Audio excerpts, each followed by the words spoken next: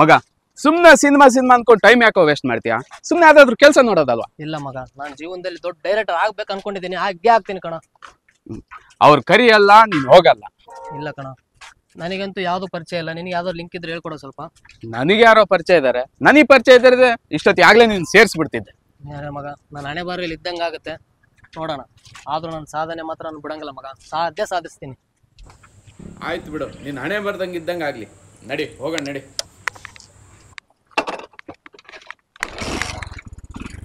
ಸರಿ ಮಗ, ಬಾಯ್. ಬಾಯ್ ಕಣ.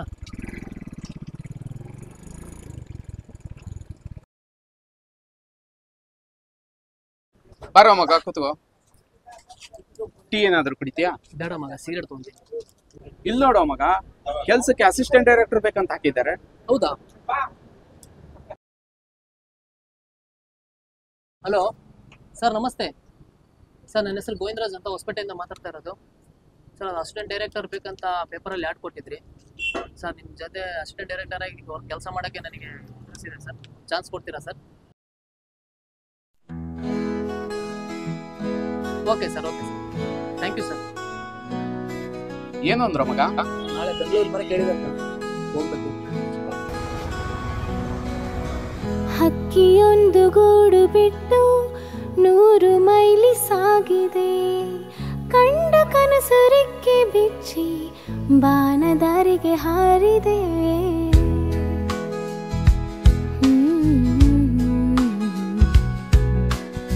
ಹಗಲು ಇರುಳು ಕನಸಿಗಾಗಿ ಇನ್ನು ದುಡಿಯಬೇಕಿದೆ.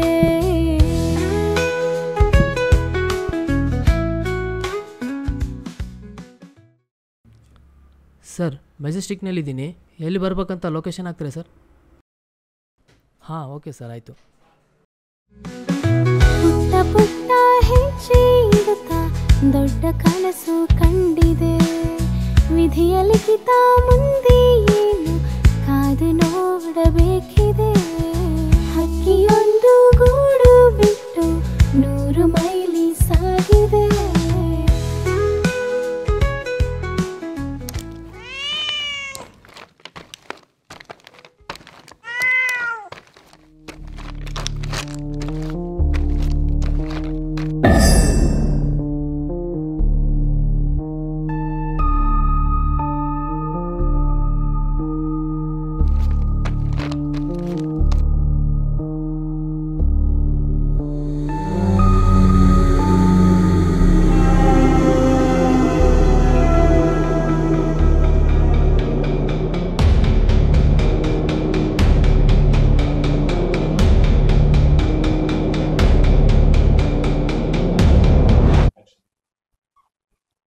ಯಾರು ಸರ್? ಈಗ ತಾನೇ ಲೊಕೇಶನ್ ಕಳಿಸಿದ್ರಲ್ಲ ಸರ್. ಓ, ಯಾಡ್ ನೋಡ್ಕೊಂಡ್ ಬಂದಿದ್ದ. ಬನ್ನಿ ಕೂತ್ಕೊಳ್ಳಿ. ನಮಸ್ತೆ ಸರ್.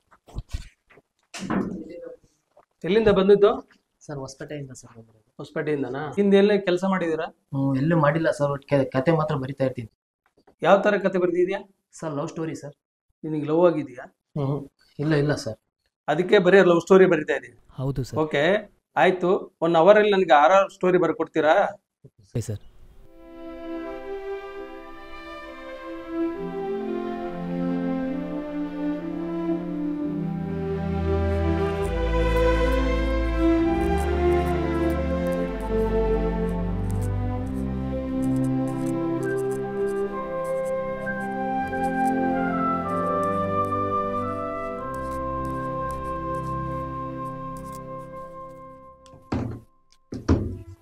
ಏನಾದ್ರೂ ಬರ್ದಿದ್ರೇನ್ರಿ? ಹಾಂ ಸರ್, ಬರ್ದಿದ್ದೀನಿ ಸರ್. ಟೈಟಲ್ ಓಪನ್ ಆಗೋವರೆಗೂ ಬರ್ದಿದ್ದೀನಿ ಸರ್. ಅದೇನು ಬರ್ದಿ ಹೇಳಪ್ಪ. ಹಾಂ ಸರ್. ಸರ್, ಸ್ಟಾರ್ಟಿಂಗ್ ಒಂದು ದೊಡ್ಡ ಬಂಗ್ಲೆ ಸರ್. ಆ ಬಂಗ್ಲೆಲಿ ಹೀರೋ ಮಾತ್ರ ಇರ್ತಾನೆ. ಆ ಹೀರೋಗೆ ಒಂದು ಕಾಲ್ ಬರುತ್ತೆ ಸರ್. ಆ ಕಾಲ್ ರಿಸೀವ್ ಮಾಡ್ತಾನೆ. ಆ ಕಡೆಯಿಂದ ಹೀರೋನೇ ವಾಯ್ಸು. ಮಾತಾಡ್ತಾನೆ. ಕರೆಂಟ್ ಕ್ಲಿಕ್ ಆಗಿ ಸ್ಟಾರ್ಟ್ ಆಗುತ್ತೆ ಸರ್. ಹೀರೋ ಕಾಲ್ ನ ಕಟ್ ಮಾಡಿ ಏನಾಗಿದೆ ಅಂತ ಚುಚ್ಚುಬೋರ್ಡ್ ಹತ್ರ ಹೋಗ್ತಾನೆ. ಯಾರೋ ಒಬ್ಬ ವ್ಯಕ್ತಿ ನೆರಳು ಯಾರೋ ಓದಂಗಾಗುತ್ತೆ ಸರ್. ಯಾರು ಅಂತ ನೋಡಕ್ಕೆ ಸ್ವಿಮ್ಮಿಂಗ್ ಪೂಲ್ ಹತ್ರ ಹೋಗ್ತಾನೆ. ಆ ಸ್ವಿಮ್ಮಿಂಗ್ ಪೂಲ್ ಒಳಗಡೆಯಿಂದ ಒಂದು ಕೈ ಬರುತ್ತೆ ಸರ್. ಹೀರೋ ಕಾಲ್ನ ರಪ್ ಅಂತ ಹಿಡಿದು ಬಿಡುತ್ತೆ ಸರ್. ಹೀರೋ ಅಲ್ಲಿಂದ ಓಡ್ತಾನೆ ಇನ್ನೇನು ಗೇಟ್ ಹತ್ರ ಹೋಗ್ಬೇಕು ಸರ್. ಆಟೋಮೆಟಿಕ್ ಕ್ಲೋಸ್ ಆಗ್ಬಿಡುತ್ತೆ ಸರ್. ಹೀರೋ ಅಲ್ಲೇ ಮುಚ್ಚೆ ಬಂದು ಬಿಟ್ಬಿಡ್ತಾನೆ ಸರ್. ಈಗ ಟೈಟಲ್ ಓಪನ್ ಆಗ್ತಿದೆ ಸರ್. ಓಹೋ, ಹೇಗಿದೆ ಸರ್ ಸ್ಟೋರಿ? ಓಕೆ, ಪರವಾಗಿಲ್ಲ. ತುಂಬ ಕತೆ ಚೆನ್ನಾಗಿ ಬರಿತೀಯ, ಕಂಟಿನ್ಯೂ ಮಾಡು. ನನಗೊಂದು ಇಂಪಾರ್ಟೆಂಟ್ ಕೆಲಸ ಇದೆ, ನಾಳೆ ಬರ್ತೀನಿ. ಇಲ್ಲ ಆಫೀಸಲ್ಲಿ ಎಲ್ಲ ವ್ಯವಸ್ಥೆ ಇದೆ, ಉಳ್ಕೊಂಡು ನಾಳೆ ಪೂರ್ಣ ಕತೆ ಬರೆದು ನನಗೆ ಹೇಳು. ಓಕೆನಾ? Okay sir, okay.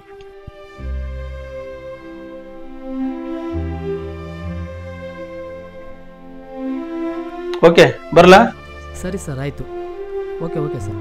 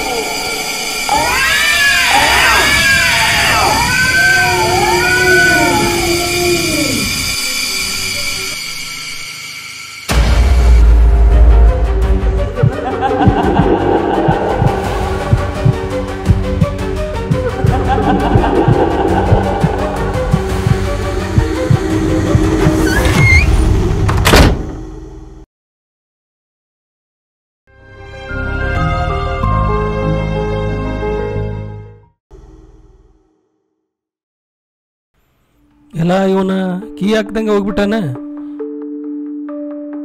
ಈಗ ನೋಡ್ರಿಗೆ ಏನು ಜವಾಬ್ದಾರಿ ಇದೆಯೋ ಏನೋ, ಹಂಗೆ ಬಿಟ್ಟು ಹೋಗ್ಬಿಡ್ತಾರೆ.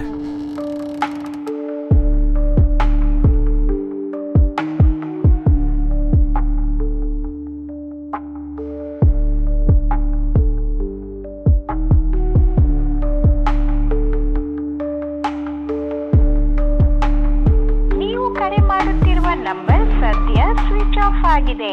ದಯವಿಟ್ಟು ಸ್ವಲ್ಪ ಸಮಯದ ನಂತರ ಪ್ರಯತ್ನಿಸಿ.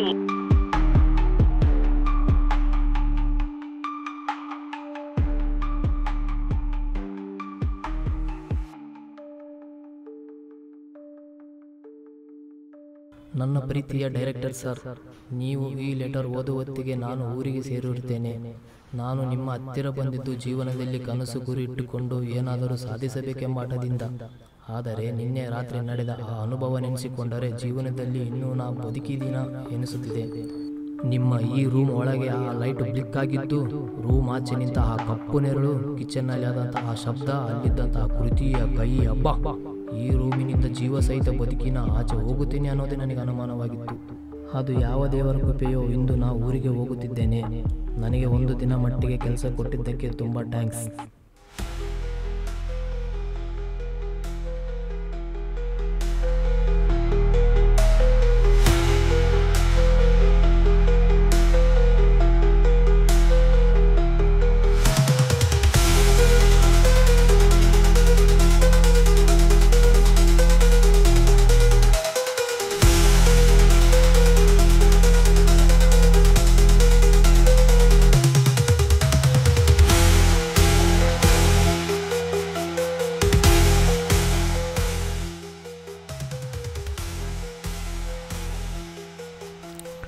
ಛೇ, ಇವನು ಹೊರಟೋಗ್ಬಿಟ್ನಾ?